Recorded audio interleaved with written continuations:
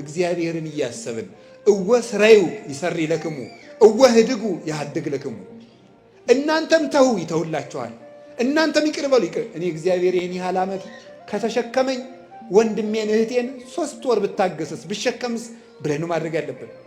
ክርስቶስን እያሰብን ካደረግነው ምንም ጽድቅ አይሰለቸንም፣ ወጥተንም ከቤተ ክርስቲያን አንጠፋም።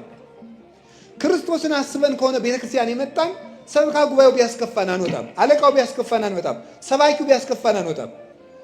አኩርፈን የምንጠፋው መጀመሪያም ዓላማችን ጽድቅና ኩነኔ ብቻ ገሃነም እንዳይበላን ገነት እንገባ ነው እንጂ የክርስቶስን ሐሳብ እያሰብን አምላኬን ላገኝ እሄዳለሁ እያልን ስለማንመጣ ነው። አመጣጣችን መስተካከል ስለነበረበት በስህተት ስለመጣን በስህተቱ ከቤቱ እንወጣለን። እግዚአብሔርን ብሎ የመጣ ግን ምን ብሎ ከአባቱ ቤት ይወጣል?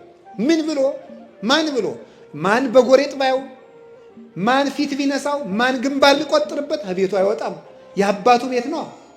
ማን ከአባቱ ቤት በቀላሉ ይወጣል? ስለዚህ ስንመጣ እግዚአብሔርን ብለን እንመጣ። ሰው ብለን ስላልመጣን ሰው በሰው ምክንያትም ከቤቱ ለምን እንወጣለን? እቤት እንኖር። ሰው ይደክማል፣ ይወጣል፣ ይነሳል፣ ያድጋል። እሱ ነው።